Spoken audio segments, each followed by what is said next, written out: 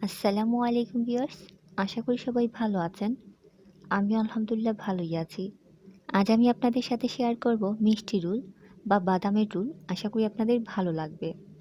আর যদি ভালো লেগে থাকে তাহলে অবশ্যই লাইক দিতে ভুলবেন না। যারা এখনও আমার চ্যানেলটি সাবস্ক্রাইব করেনি প্লিজ করে নেবেন।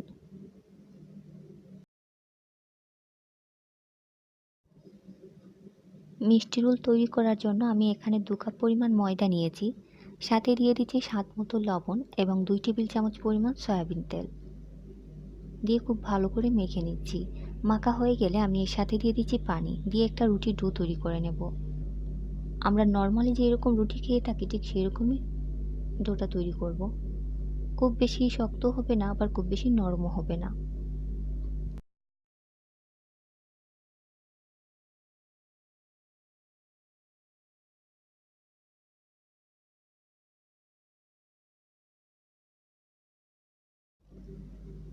আমার রুটির ডোটা তৈরি হয়ে গেছে।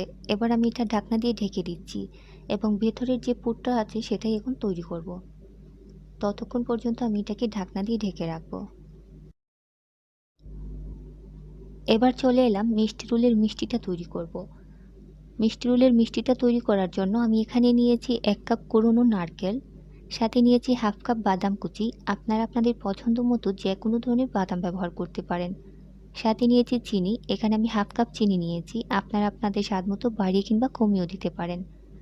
সাথে নিয়েছি ২ টেবিল চামচ পরিমাণ পোস্তদানা, ২ টেবিল চামচ কিশমিশ, আপনারা চাইলে খেজুরও ব্যবহার করতে পারেন।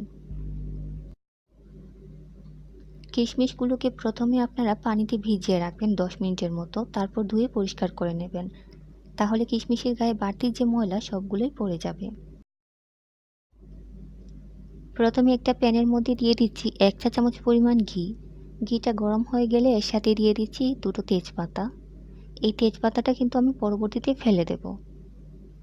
এবার দিয়ে দিচ্ছি কিশমিশ, সাথে দিয়ে দিচ্ছি কুচনো বাদাম।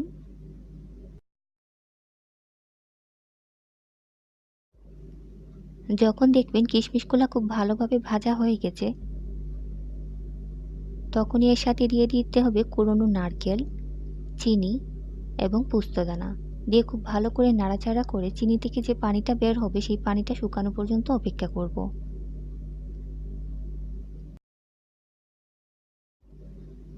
চুলার আঁচটা কিন্তু আমার মিডিয়ামই আছে। অনবরত নাড়াচাড়া করে নারকেল এবং বাদামগুলোকে খুব ভালো করে ভেজে নিতে হবে। দেখতেই পাচ্ছেন আমার নারকেল এবং বাদাম ভাজা হয়ে গেছে। এবার আমি এগুলোকে নামিয়ে নিচ্ছি।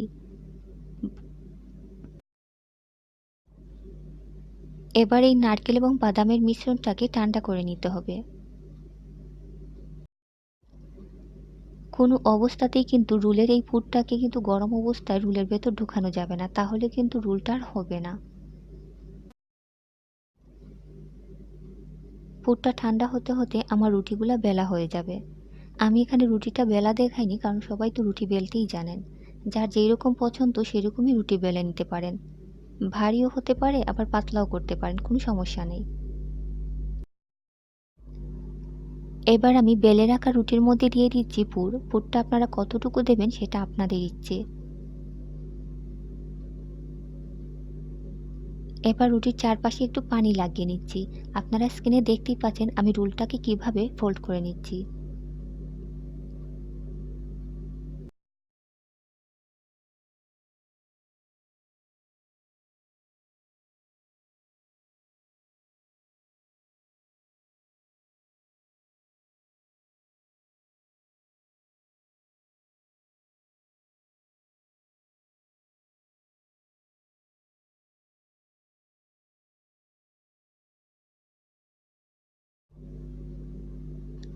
এভাবে একে একে করে সবগুলো রোল আমি তৈরি করে নিচ্ছি।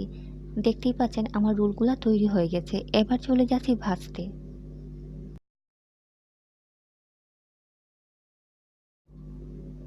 প্রথমে একটি প্যানের মধ্যে দিয়ে দিচ্ছি পর্যাপ্ত পরিমাণ সয়াবিন তেল। তেলটা গরম হয়ে গেছে, এবার আমি রোলগুলো দিয়ে দিচ্ছি।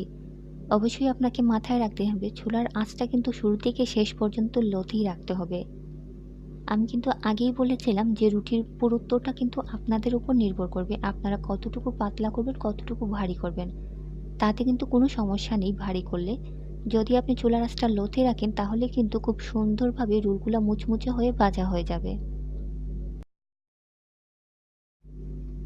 রোলগুলা দেওয়ার সাথে সাথে কিন্তু নাড়াচাড়া করা যাবে না। ২-৩ মিনিট পর যখন দেখবেন চারপাশটা একটু লালচে ভাব হয়ে গেছে তখন কিন্তু এগুলোকে উল্টে দিতে হবে।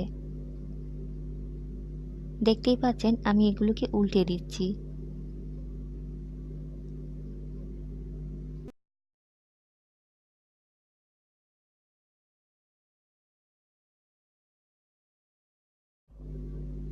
আবারও বলে দিচ্ছি, চুলার আঁচটা অবশ্যই আপনাকে লোতে রাখতে হবে। তাহলে কিন্তু খুব সুন্দরভাবে রোলগুলো ভাজা হয়ে যাবে।